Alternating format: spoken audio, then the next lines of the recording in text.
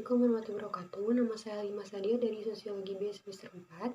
Saya di sini akan menjawab soal UAS yang telah diberikan pada Senin lalu oleh dosen pengampu saya, yaitu dosen Sosiologi Budaya, Bapak Hikmat.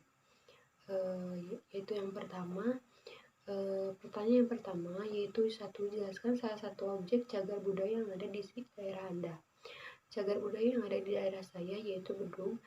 Bedung ini merupakan instrumen tradisional yang telah digunakan pada ribuan tahun lalu yang memiliki fungsi sebagai alat komunikasi tradisional, baik dalam kegiatan ritual keagamaan maupun politik. Di Indonesia, sebuah bedug biasanya dibunyikan untuk pemberitahuan mengenai waktu sholat atau sembahyang.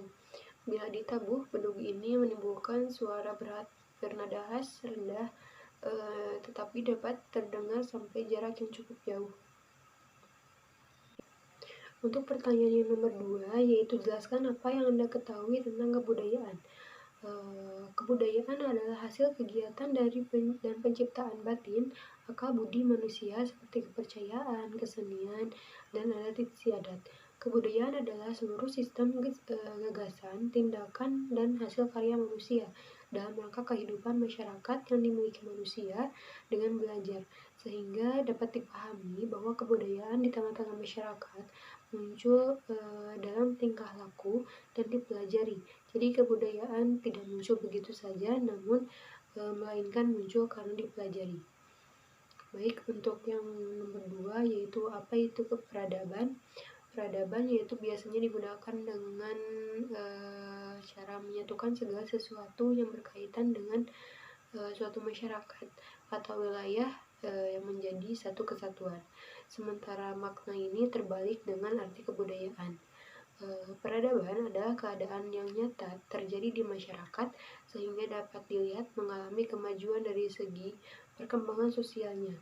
Peradaban berarti keadaan majunya suatu masyarakat dalam hal jumlah budaya, ilmu pengetahuan, industri, dan pemerintahan. Jadi dalam satu peradaban bisa memiliki beberapa budaya. Untuk yang ketiga, yang C, apa yang Anda ketahui tentang hinterland? Yang saya ketahui tentang hinterland yaitu suatu daerah yang berfungsi sebagai pemasok dan pemenuhan kebutuhan bahan makanan pokok serta tempat produksi komoditi ekspor. Sementara yang keempat, yang D, yaitu cultural determinism.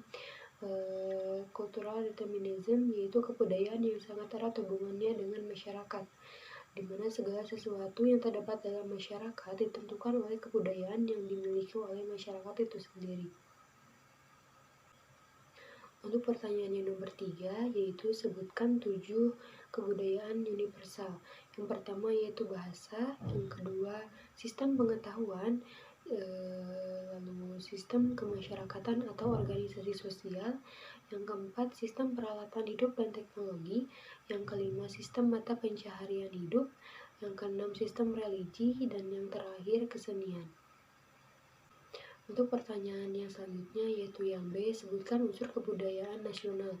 Yang pertama Pancasila, lagu kebangsaan, bahasa Indonesia, dan yang terakhir Sangsaka Merah Putih. Untuk pertanyaan yang nomor 4 yaitu sejak terbitnya buku terkemuka dari Clifford Geertz yang berjudul The Religion of Java, para ilmuwan cenderung membagi komunitas Islam Jawa.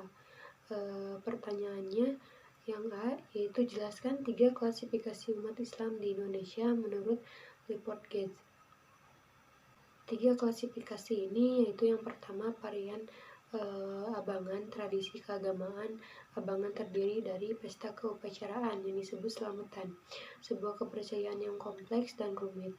Selamatan merupakan semacam wadah bersama masyarakat yang mempertemukan beberapa aspek kehidupan sosial dan pengalaman perseorangan. Yang kedua yaitu varian santri. Varian ini merupakan varian yang menjalankan syariat Islam secara taat dan menjadi perhatian kalangan santri adalah doktrin Islam, terutama sekali penafsiran pada moral dan sosialnya, dan dimana untuk kalangan santri rasa perkauman adalah yang terutama. Islam dilihat sebagai serangkaian lingkaran sosial yang konsentris, perkauman yang makin lama semakin lebar dari individu menjadi seluruh umat Islam di dunia. Suatu masyarakat membesarkan atau suatu masyarakat besar, orang-orang beriman yang senantiasa mengulang dalam membaca nama Nabi, melakukan sembahyang dan membaca Al-Quran. Untuk varian yang ketiga yaitu priai. Istilah priai ini asal mulanya hanya diperuntukkan bagi kalangan aristokrasi, turun-temurun oleh Belanda, yang dengan mudahnya dicumut oleh raja-raja pribumi yang ditaklukkan untuk kemudian diangkat sebagai pejabat sipil yang digaji. Elit pegawai ini yang ujung akarnya terletak pada keraton Hindu dan Jawa sebelum masa kolonial, memelihara dan mengembangkan etiket keraton yang sangat halus, kesenian yang sangat kompleks dalam tarian, sandiwara, musik dan sastra, dan kentalnya mistisme Hindu-Buddha. Untuk yang pertanyaan selanjutnya yaitu yang B, bagaimana kritik Anda terhadap Clifford Geertz yang berjudul The Religion of Japan? Menurut saya, dalam buku itu memang dijelaskan bahwa pandangan tentang Islam di Indonesia dengan segala kelebihan dan kekurangannya terhadap budaya. Namun memang pada pembahasannya juga tampak istilah Islam Jawa memang tidak ditemukan dalam konsepsi Geertz. Bahkan secara formal konteks abangan sama sekali tidak dijelaskan apakah ia muslim atau tidak, apalagi dalam konteks priai. Hanya saja dari pembagian yang ada di bukunya tampak aliran yang ingin ditancapkan dalam agama Jawa versi Geertz, yaitu santri, piai, dan abangan, yang dimana ketiganya adalah aliran agama yang berbeda, yang tidak begitu kurang jelas lagi-lagi apakah ketiga aliran ini masih dalam Islam atau sebagian agama Jawa tersendiri atau bagaimana. Sekian dari jawaban yang saya berikan untuk jawaban UAS ini. Untuk kurang dan lebihnya mohon maaf, dan mohon maaf apabila ada salah dalam pengucapan. Semoga jawaban saya bisa menambah nilai-nilai untuk mata kuliah sosiologi budaya ini. Wassalamualaikum warahmatullahi wabarakatuh.